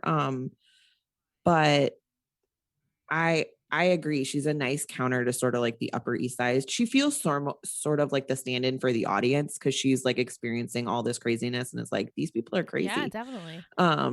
So in that way, she's probably the character I relate to the most, which is saying something since she's 19 and I'm not. But Jenny, I liked in the last episode. I really liked Jenny. And again, I think that it's different kind of watching it now, in my 30s. I felt very protective and maternal toward Jenny in the last episode 6, because I was this poor girl is just trying to get out of this craziness, figure out what she wants to do with her life, and these nut jobs keep sucking her back in. Totally. Oh my goodness. Yeah, I'm definitely on Jenny's side. I just am annoyed by her. Yeah, no, she definitely has some qualities and quirks that can get annoying, and that's to be said about Vanessa too, I think. But I don't see why people are so adamant about hating Jenny, hating Vanessa, especially now. I mean, this show's has been off the air for a while, and it's a long time ago. And if you're looking at it in older eyes, we feel for Jenny. We feel like she's a relatable teen that would go through the same things we would go through, and she's put in this position where she's with these snobby rich kids that don't understand her, and especially Blair and Chuck. They're so awful to her. What else is she supposed to do? Yeah. I kind of love that about your all's podcast, and just kind of this idea of watching this show that you watched when you were younger now with an older set of eyes. Because I do think that you get a totally different perspective on characters and storylines and all of that. Yeah. Well, thank you. Yes. Thank you. Yeah, it's definitely been eye-opening for all the shows that we podcast about. Watching it a lot later in life, you see things that you didn't, and you feel differently about characters and plot lines and things that you didn't when you first watched. So yeah, it's definitely changed our opinion and a lot of our listeners' opinions as well. I know, because you find yourself rooting for characters that you didn't. Especially in our other shows that we've talked about. Characters that weren't my personal favorite as a teenager, this like now number one favorite. You're like, huh. Yeah. Wow. Vic wants to know, do you think Colin still has a role in the whole scheme of the Juliet Ben stuff? No, I don't think he has any clue. No. He's blind. No. He's blind to it all. Based on how he reacted to the fact that Juliet's even talking to Ben, I don't think he has any idea at all. Right. He does not like Ben. No. He was kind of rightfully so. Like maybe Juliet should listen. Mm-hmm. Yeah. He was not happy knowing that, and he's like, I'm gonna take away your money, girl. Yeah. I'm gonna take it all away. So do you think Nate will tell Serena about Juliet being Colin's cousin? Do I? Ooh, that's a good question. Juliet. Ooh. I'm like, what do you guys think? No. I kind of think yes, because I feel like Nate would do anything for Serena. He is like Serena blind. Like I don't know what the phrase I'm looking for is, but like I just kind of feel like he can't not. Mm-hmm. I feel like that he's just a good friend overall, and if he had a secret, like in the episode where it was going to come out that Eva was a prostitute, he's like, I gotta tell Chuck. Like he's like a good friend, so I feel like he can't hold on to this for very long, especially now knowing that Blair told him Serena's dating Colin or wants to date Colin. Yeah, okay. Yes. She's like, you convinced me. Yeah. After marinating. Same. I was like, yeah, I think that's correct. Yeah. I'm like, we'll see how it goes next week. Tish asks Carrie and Allison, if you were in the Gossip Girl world, who would be your best friend? Ooh. I kind of hope Vanessa or Nate. Like they feel like the ones who are like, just like those are the people you want as your like the personality of your best friends, or like people that are honest with you and loyal and don't scheme behind your back with their insane suited boyfriends. Yeah. Like I'd want to be invited to the parties that Serena and Blair want to go to, but I don't think either of them are very good friends. No, I don't think so either. No. Nate definitely, and I think Vanessa is a good friend too. Yeah. And Eric. Yeah. I was just gonna say Eric. He's a good friend.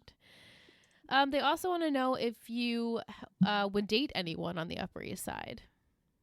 I guess it's kind of with like Mike's question of would you fuck, marry, or kill any of them, but just seems like too much work. Like they go to parties every night. That's a lot of dresses, and they never repeat outfits, right? Right? That's a lot of clothes you have to have. I like wear this. I have like 2 dresses I wear to weddings, and I recycle them. Like we have a different dress for a different event every night. Yeah, you're like, no, it seems like a lot of work. Yeah, it seems like too much work to keep up with them. Yeah. I guess if you had to choose though, one person to date, would it be Nate? It would be Nate or Dan, not obsessed with Serena. Right. Like Dan. Yeah. Like Brooklyn Dan.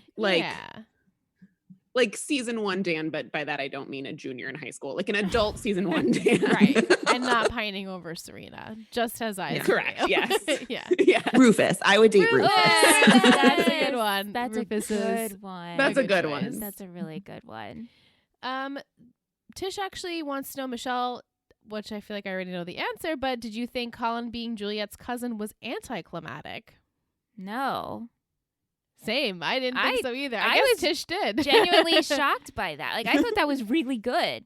Yeah, Does that mean like my level of expectation with Gossip Girl is low now? Yes, no, I think that's good. I think me happy. You have come to the realization of how low your expectations for Gossip Girl need to be, and then now things were actually surprising you. Same for me, because this surprised me too. Yeah, it was good, I thought. Me too. Yeah. I really was surprised that he wasn't involved in all of this. So yes, I was genuinely surprised by that. I really thought we were headed to some like crazy weird family scheme. Yeah. scheme. Right. Yeah. So he has no idea that his family is out to get Serena. So this can only end well for them. Makes it really interesting though. Yeah. I'm excited for next week. And Tish said, did you see that chair moment happening at the end? That chair moment, which I just had to even close my eyes. I was like, this is painful. It's when they were awful. arguing, I was like, I get it. You're gonna do it, go. And then they had that weird like shot of their faces, and I was like, no, I don't like this. He grabs her face, and it's like this like weird camera click thing. I'm like, what is happening? It also felt like they were trying to make us think he was gonna like hit her, which like I don't ever want to be watching a show and be like, is he gonna hit her, kiss her? Like, so true though. You shouldn't like be relieved when he's like, oh good, he's just hanging out like with on the edge of your seat. Which one it's gonna be? That's not good. Right. It's not a good situation watching TV like that. But that scene was so painful for us to watch, and I mean, we predicted that it would happen because I was screaming at the TV. I was like, here we go. They're going to make out. No. Yeah. It was just so overly dramatic. It's so them, though. It is so Chuck and Blair to do this way and get off at this. I think one of you said in your last episode that like, it's kind of like they're made for each other because like you wouldn't want to like unleash these people on anybody else. God, like no. It's good that they have each other. Yeah. They're the only ones that really would love each other that way, in that way, because no one else would put up with that. There's no way that you would be okay with any of the things that were happening. But they deserve each other. They really do. They're both like, as I said, just like these two beings that don't belong in anywhere. They're just like, we took them out of like Story and just plopped them in the city, and they rule the whole city, and it's so weird. And the whole like Blair telling Jenny she can't come back. And then in this episode, I'm like, but Jenny could just come back. What's the worst that's going to happen? Wild. You know, to have that much power, or to think you have that much power and to make other people, but like you told this girl she couldn't be on the island of Manhattan. Right. And she was like, which is large. Shoot, I guess I can't be in Manhattan. Like, and she's like, yeah. Like where my whole family is. Right. And then Michelle's like, if I was Rufus and Lily, I'd be like, get your ass home and come celebrate my anniversary. I don't care that you have a test or that, a fake but test. Is Blair going to go to Rufus and Lily and be like, oh, I'm sorry, I banned your daughter? She can't be here. She can't come home. I feel like the show wants us to believe that like she would do that, and Rufus and Lily would be like, well, shoot, she's been banned by Blair. Like, what are we going to do? Well, shoot, right? Like, gives such a weird amount of power to Chuck and Blair, who are literal children. Who are children. And I still can't believe that people care about what's happening in their life so much that they care about what Gossip Girl said, and if things are rumors. I mean, like, I feel like the only people who care are Blair's minions. Like, there's no one else that really cares about what's happening on the Upper East Side. Unless we're just not seeing it. I wish they would just show us who actually cares to it. Right. People we have never met reading it on the street. Oh my goodness. Like, oh, that's a good point. Show that us. That is a really good people point. People care. Right. Because right now it's 4 people. It makes us seem like you're watching it and like it doesn't hold up that that's what's happening. I texted Allison and I was like, I know I'm like coming into this like midway, but like, how does she have this much power? She's a teenager, right? Like, what's happening? She's Eleanor Waldorf's daughter. Like, what does this mean? Because her family has money. So a lot of people's family has money there. Right. Yeah. And you'd think Lily could be like, hey, your daughter is harassing my stepdaughter. Can we put a stop to that? Right. Like, which I'm sure Eleanor would be like, you can't ban anybody. You can't ban Jenny. Right. What? I mean, I would hope Eleanor would say that. No, I think she would. I think At she this would. point, Eleanor feels like a decent mother, despite how her daughter turned out. Right. Yeah. I mean, first season Eleanor was a little tough, and then she kind of came into herself as a mother, and I hope she wouldn't push Blair to be like, yeah, that's like a great idea of banning a child. No. From Manhattan. No. From the largest city in North America where her family lives. It's so bizarre. Yeah. But that is all of our questions. Thank you to everyone who submitted them. This was so Those much were really fun. good questions. Yeah, these were really great questions this week. I'm so glad that you guys got to participate in them. And we're so happy that you had the time to come on our podcast. And we're super excited to come on your podcast.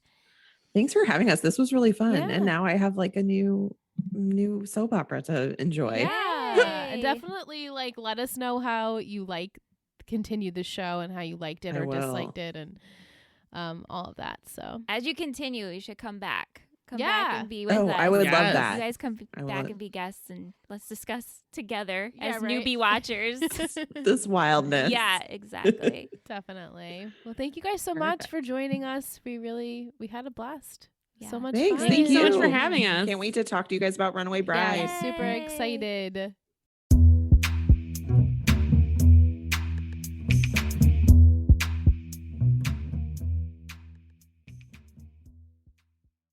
Ready. We love them so much. We have girl crushes. We are obsessed. Sorry, Carrie and Allison. We're gonna DM you now. Can we be BFFs? Okay, cool. We hung up, and I look at Liz. And I'm like, oh my god, I'm obsessed. And I was like, no, they're our new best friends. I was like, is it weird if I friend request them on all my social media accounts? Is that weird? And Liz is like, don't do it until after we're on their podcast. Oh my god. If we freaked you guys out, let us know. But really, sincerely, we hope you feel flattered because we literally loved every second of our chat pre-post. This is like, I want to meet them, hang out with them. I'm like, me too. I was like, in a COVID-free world, let's go hang out with them. All right, we've talked way too much about this. You guys should check out their podcast and listen to them. And you heard them in the break. You heard them talk about it.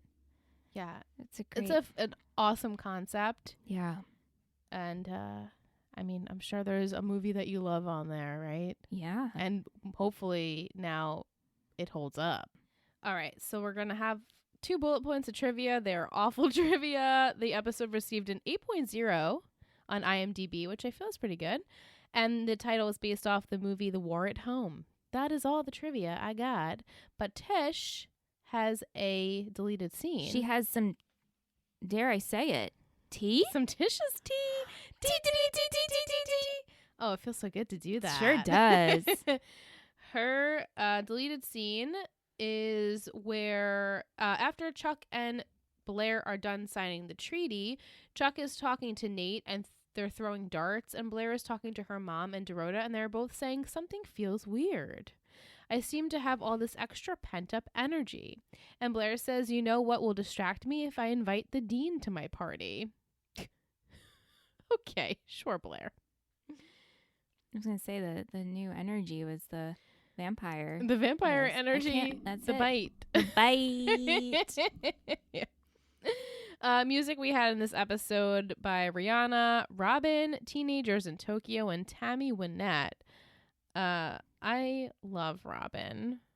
What a throwback. Reminds me of my childhood. I was telling Michelle, I'm like, Show Me Love is still one of my favorite songs ever. And every single time it comes on the radio or on my Spotify or whatever, it gives me the chills all over my body and I get so happy. And I just love that song. I mean, that's the song you turn up and scream and sing. You turn it up, you blast it, you open your windows. It's just such a good song. What about fashion? I had 4 headbands. So did I. Okay, good. We matched up. Did you catch the headband in the picture in the background that Blair was wearing on her reel of photos? Yeah, totally. I mean, I know Penelope had one. The other minion had one. Blair had one in the beginning. Yeah, there was another one because I wrote another down. One, right? Somewhere. I had 4, but it wasn't the picture headband. Jess had 3, but so. Okay. All right, we got the same. Yeah. What else did you like? I did like the matching plaid shirts of the boys. They weren't matching, but I liked the plaid. It was extremely similar. Yeah. I mean, Eric had kind of like a rainbow color going on, and Padge's was some more muted, but same thing. I liked Serena's blush blazer. in the first two scenes. I thought Blair looked beautiful at her birthday party. I loved that dress. Her makeup was gorgeous. Her dress was beautiful. Yeah. I wasn't a fan of Serena's dress. I like the color. She looked very sun-kissed tan. It looked very summery for October, like too summery. Yeah, but I think she was trying to show a little leg and a little boob for was Colin. she? She was trying to get his mouth drooling. Yeah, parched. I loved Rachel Zoe's dress. I die. I mean, I love that dress though. And she looks great. Yeah, I really like the silhouette. That cape kind of thing. I love that look. I wonder if it was her own. Oh, maybe. Probably not.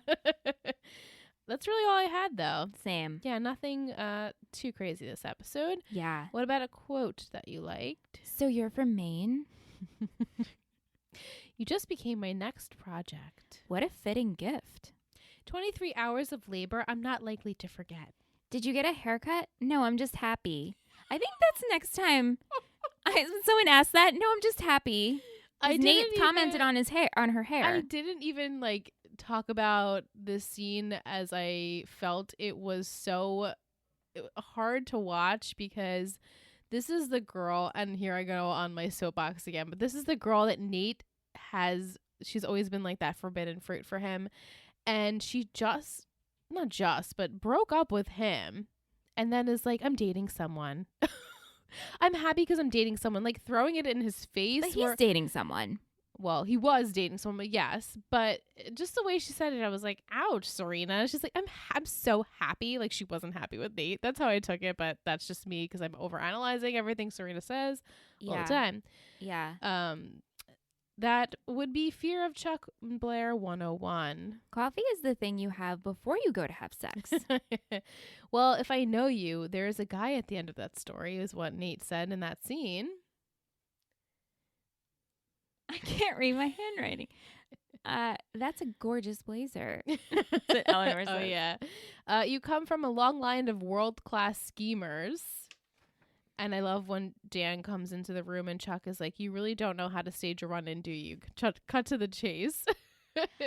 What I want is to be a powerful woman. The Waldorfs are not a Best Western. Is it possible the Upper East Side is contagious? It is. Yeah. MVP and Shittiest? Are you ready for this? Are you ready for this? Dance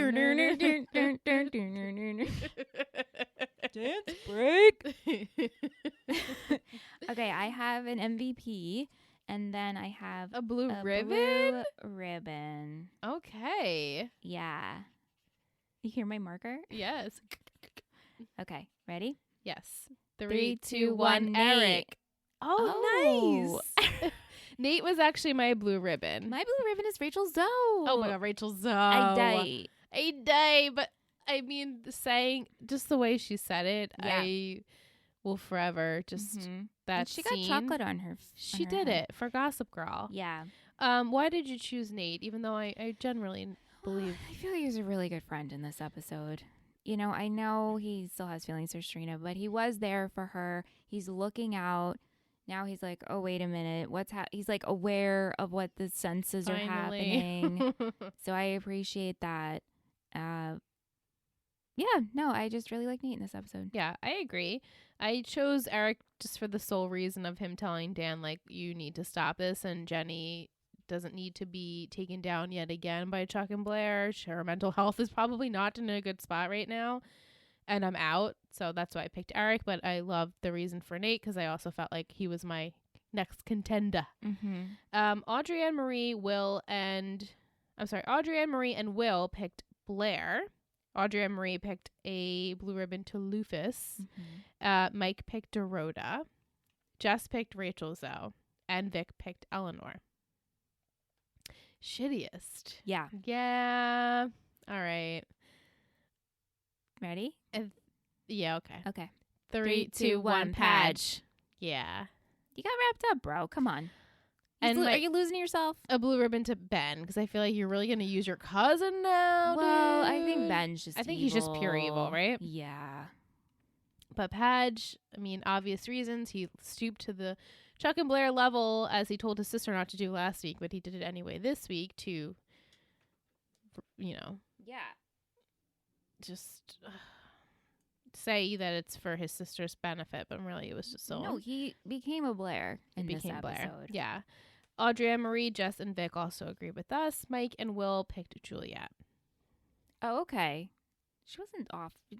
Yeah, I feel like you could see, she's on her mission and we see what she's doing and we understand what she's doing in terms of we know that she has to do it, but right. She's also kind of turning. Yeah, like the more and more you see her, the more you believe that she really doesn't want to have to go through with any of this. Right. Especially now when like her money lifeline is on the line, and that's her cousin. And I think it's also more than the money. It's like, oh God, this is our cousin, though. Yeah, like don't mess up our cousin. Mess with him. Yeah, yeah. But we shall see. Next week is a doozy. Oh. Ooh. Before I give you the title, let's do Betty of the Week. Okay, yay.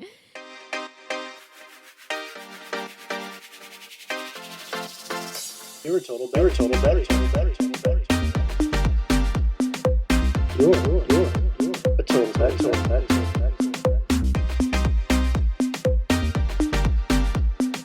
You're a total Betty. This week, my Betty of the Week is Lisa DeLuve. Delilah. I was going through all of our patron nicknames, and I'm just laughing, and I'm like, remember Jim's Grins? Absolutely. Jimmy, where are you at? Jimmy! Jim's Grins. Can you just let us know you're still with us? He's still with us. No. I didn't mean it like He's that. Still alive. I mean, this is Lisa's spotlight right now. Sorry. So, Lisa DeLuve. Lisa DeLuve has been in the Discord chat this week, very active with the Gossip Girl and everything else. It's just really nice to hear from her. And she's sending over her emails each week, and she is a newbie like Michelle to the show, and she did send some stuff. And I always liked enjoying and talking to her via email with all the things that she has to say. Thanks, Lisa. I can't stop laughing at Jim's Grins. I know you. Scott Stats. Jim's Grins. I don't remember what I said the first time. You but said Scott Stats. No, right. But Jim's Grins sounds like pickles, a brand of something. Let's get some. Let's get some Jim's Grins pickled chips.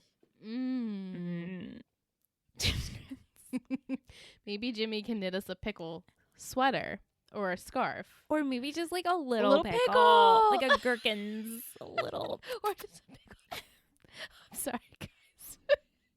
All right, Michelle. Before I say any more about Jim's Grids, let me give you the title for next week and my 3 gossip words. Okay.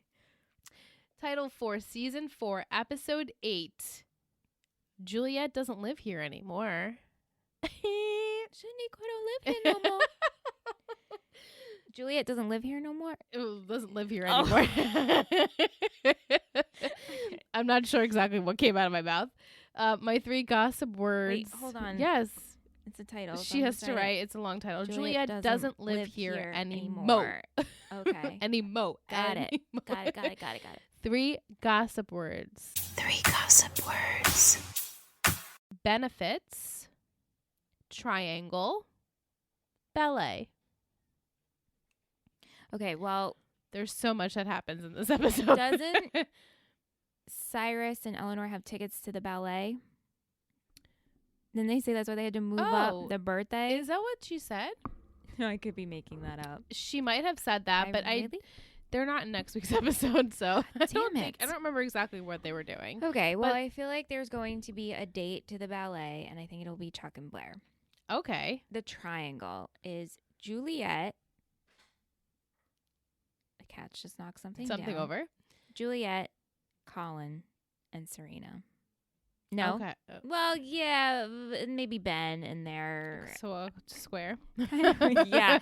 I think that's going to be the triangle, and or it's going to be Juliet, Ben, and Colin, and Juliet's going to try to have to tell Ben some lies that she is taking down Serena, that's not having to deal with Colin, and maybe still trying to take down Serena in a different way. Okay. Or the triangle could be everyone's like, we don't care about who actually is the triangle. No, it could be Serena, Nate, and Juliet. Okay. Because he's going to interfere and tell her the scoops. Benefits? Plural? Yeah. Well, there's always an event benefiting something. So I think that all this will take place. Oh, maybe the ballet is a benefit. One of them, because we have multiple benefits. Okay. And Juliet will somehow put the benefits, man. Someone will need the benefits. Someone will need a date. I'll have to marinate it. Stay tuned. Okay, yeah. Wait till Wednesday when you guys can hear Michelle's predicts. My predicts. Yeah. Okay. Yeah. Okay. All right. So as you marinate on that, I'm going to tell everyone Will's treats for this week. Woohoo! He decided to do Gossip Girl characters as sporting clothes apparel. Oh my goodness. In commemoration of Dan's 2-button Henley sport outfit from his episode. Will, yes. Thank you. So we have Blair, Lacoste. Chuck, Kappa. Dan, Fila. Serena, Adidas. All day I dream about sex. I mean, that's Serena. Sure. Nate, Asics. Rufus, New Balance. Lily, Nike. Eric, Reebok. Jenny, Champion. Bart, Le Croix Sportif. I mean, yeah. very fitting. Yeah. Yeah. So wow, that was like so niche. I love that. I love those each week. Will's treat. Do you have like a request for him to do? Like, no, let's give him a challenge. I was gonna say, should I have like a forum, like submit your Will's treat? Like, what would you like? Yeah, I'm doing that. Yeah, hope you're ready, Will. Hope you're ready, Will, because I'm gonna have a whole list of people making it work. Yeah. Well, as always, this is the part of the show where I must hound you to go onto iTunes, Apple Podcast, and leave us a reading and review. If you're liking the show, that would be awesome to give us 5 stars. No pressure, though. We want to thank again Allison and Carrie for joining us. The links to their podcast will, of course, be in the show notes. And in the near future, we will be on Hold Up Podcast talking about Runaway Bride. So definitely check out that episode if you're interested. We will, of course, be sharing links and when that's going to be happening over on social media. So make sure you're following us at 3 Gossip Girls Pod. And we're going to be going to After Dark very shortly. Here we go. On the roller coaster. God. Sorry, guys. So bad. So bad. You know you love us. XOXO. Gossip Girls.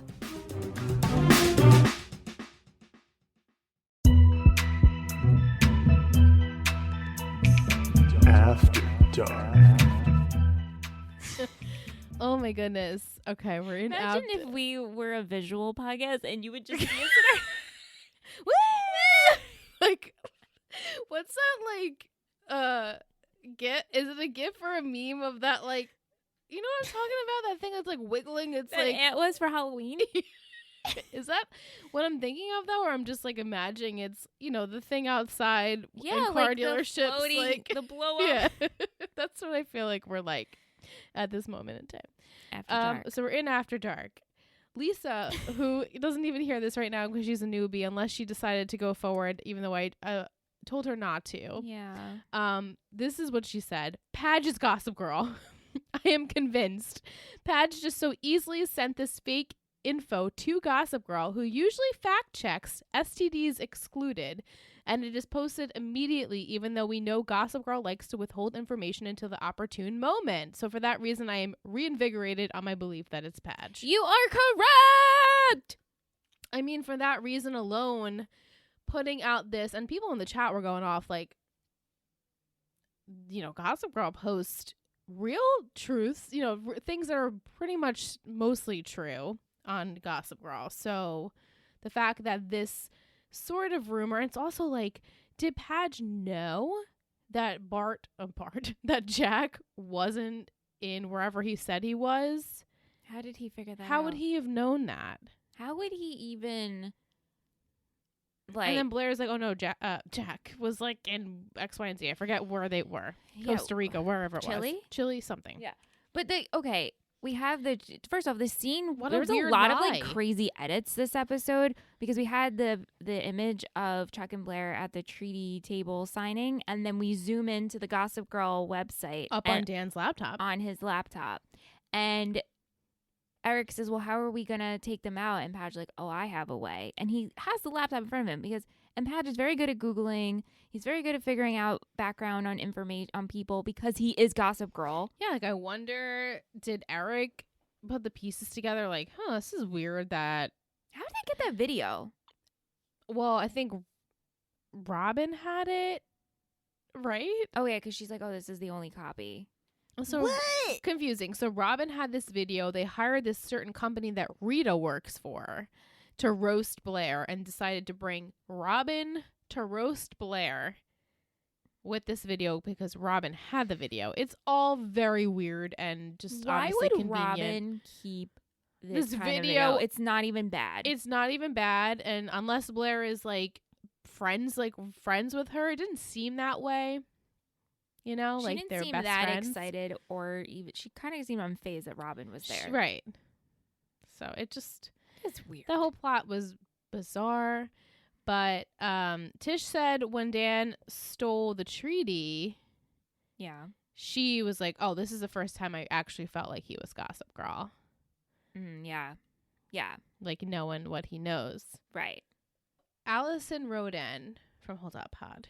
She says, so I'm firmly in it makes no sense that Dan is Gossip Girl camp, but this episode actually fits more into him being Gossip Girl than any other. First of all, he's alone in the room when he steals Blair and Chuck's treaty.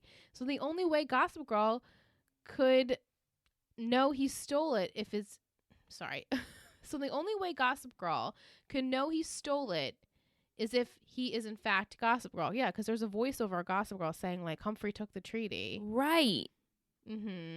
Also, this episode shows how susceptible he is to getting involved with the Upper East Side antics, even though he likes to act so above it all. However, I still think this was just a lucky episode, and there is so much more evidence for the writers actually having no plan and then deciding it was Dan at the end. But I'll admit that in the episode, Dan can believably be Gossip Girl. Yeah, for sure. Yeah. So... Yeah, it was to me knowing that he is it. This episode was like so obvious that it's him. Yeah, but if I was watching it not knowing, I would just be like, who else would you suspect though? I mean, even if you didn't know, this is like the perfect episode for you to be like, I think it is actually Padge. If you're making predictions, I guess Eric. That's like the only other person because he was the one who brought up the idea. Like, excuse me, we should get back at them. But then in the end, he's like, no, we shouldn't. Right. And Padge stole the treaty and Padge admitted to it. Like, it just makes. Yeah. Yeah, I don't know. Yeah, it wouldn't make sense to be anyone else but him at this point, I guess. In this episode.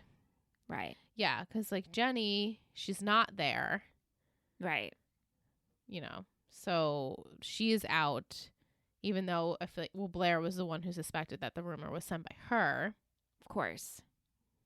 Away from and the then city. That part where Dan's like, how do you know it's a rumor? I'm like, how do you know it's not a rumor?